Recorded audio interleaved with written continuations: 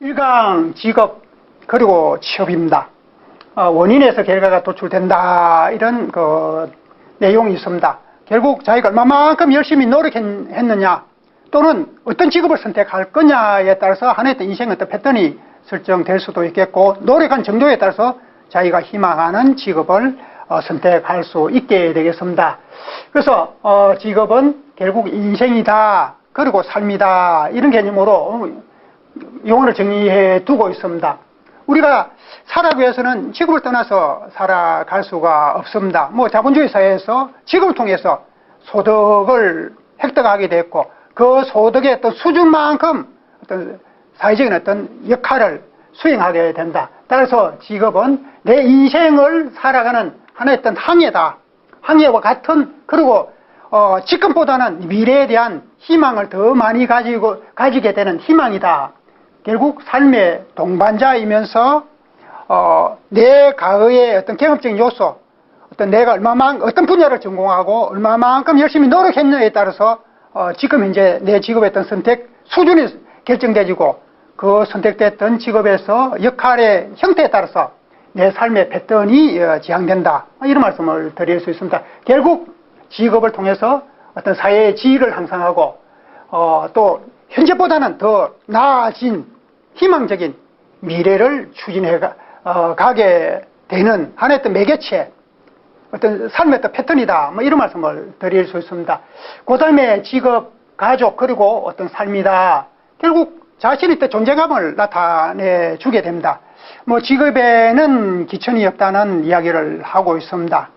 그러나 우리 어떤 직업의 어떤 형태에 따라서, 종류에 따라서 사회적인 위기가 구분되고 있습니다. 그래서 좀 더 사회적으로 선호하는, 또는 더 많은 보상을 지향하는 직업을 선택하기 위해서, 또 새로운 어떤 직업을 찾기 위해서 열심히 자기 역량 관리를 해 가게 됩니다. 따라서 직업의 형태에 따라서 자신의 어떤 존재감을 나타내고, 가족의 어떤 사회적 어떤 존립 기반, 살아가는 어떤 수단으로서 경제활동 요인이 되고, 또 어떤 직업 속에서 돈만 많이 번다.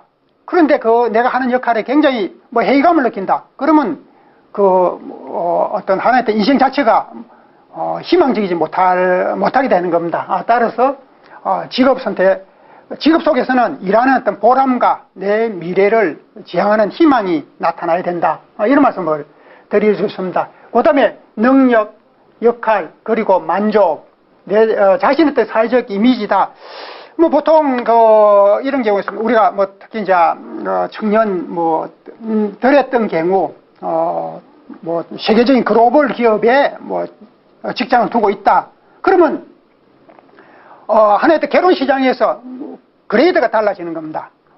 또는 우리가 흔히 사자 유행했던 직업, 변호사다, 의사다, 이것도 하나의 직업입니다. 그 이전에 열심히 노력해가지고 그런 직업을 선택해서 현재 삶을 영위하고 있다. 그러면 그렇지 않는 어떤 직업군보다 전혀 다른 어떤 기준에서 우리가 사회적으로 평가를 받게 되고, 또 그런 어떤 이미지 속에서 자기 관리를 하게 되는 겁니다. 따라서 자신의 어떤 능력이면서 역할, 그 다음에 어떤 직업의 유형에 따라서 사회적인 어떤 권한과 역할을, 실존적인 어떤 가치를 지향하게 된다.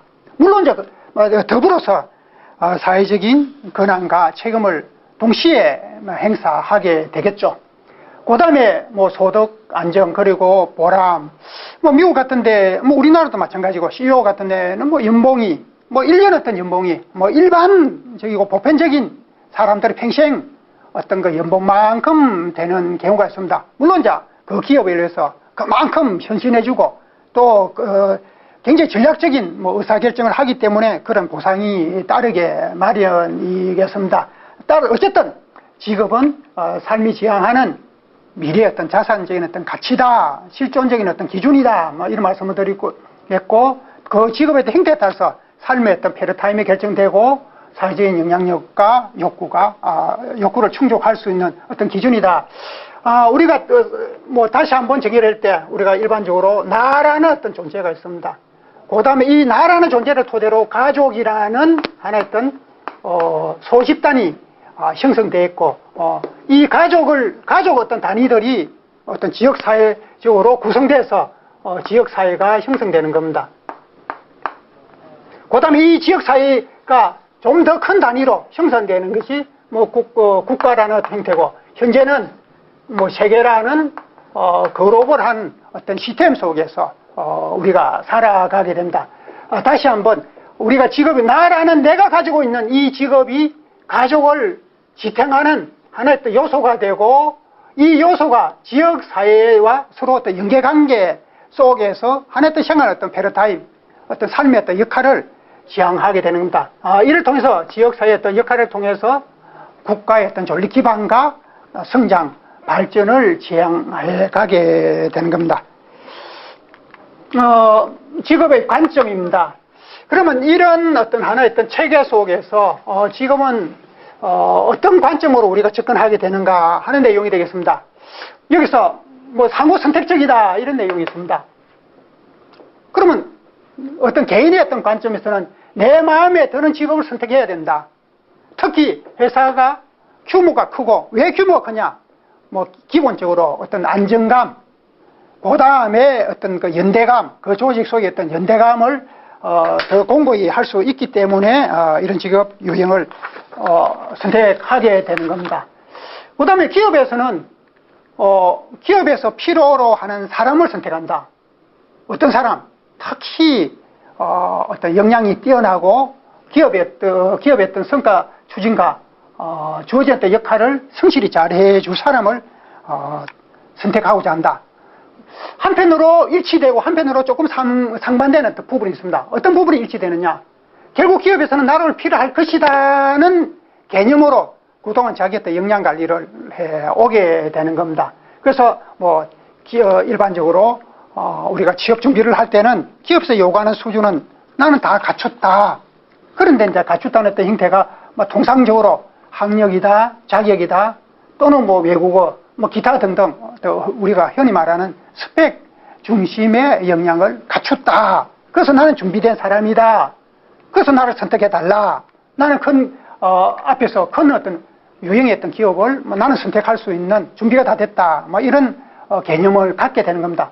그런데 또 기업에서는 준비가 되지 못했다. 왜? 스펙 가지고 어떤 일을 할 거냐? 우리는 일할 사람을 선택하는 거지. 뭐 스펙, 어떤 이미지, 일을 뭐 충분히 갖춘 사람을 필요로 하지 않는다. 그래서 이제 거기에 이제 상호 갭이 생깁니다. 개인의 입장에서는 다 갖췄다 그러고, 어떤 사람을 선택하는 어떤 주체적인 어떤 기관에서는 준비된 사람이 부족하다. 직무를 수행할 사람인데 직무 내용도 모르고 뭐 지원은 한다 이거죠. 거기서 어떤 상호 갈등이 발생되는 겁니다. 왜 그런 갈등이 발생되느냐? 결국 어떤 하나의 어떤 직업적인 어떤 역할은 경제 어떤 시스템적인 어떤 역할이다. 경제 시스템은 뭡니까? 지속적인 어떤 성장을 요구하게 된다. 또 지금 역할을 통해서 뭐 기업이 추진하고자 하는 미래의 어떤 성장, 동력을 확충시켜 나가고, 또 발전하고, 또 경쟁력도 갖춰야 되고, 그 다음에 또 뭐 굉장히 어떤 사회 시스템이 굉장히 이제 글로벌화 되다 보니까 뭐 옛날에는 단일 분야의 어떤 역량들을 중심으로 이제 선호도가 높였습니다. 그런데 이 근래에는 뭐 관련됐던 그 분야가 융복합적인 어떤 이런 어떤 형태로 기업이 성장 발전하고 사회적인 어떤 네트워크를 구성해 가고 있기 때문에 다원성을 요구하게 된다. 그래서 단일 분야의 능력보다도 다양한 지식과 경험을 갖춘 사람을 요구하게 된다. 그 다음에 소비시장도 뭐 어떤 점진적으로 세분화되어지면서 어떤 독립적이고 전문적인 어떤 역할을 요구해 가게 된다. 그 다음에 지구는 또 사회 환경이다. 이거는 뭐냐 그러면 우리가 특정 어떤 지역에 특정 산업이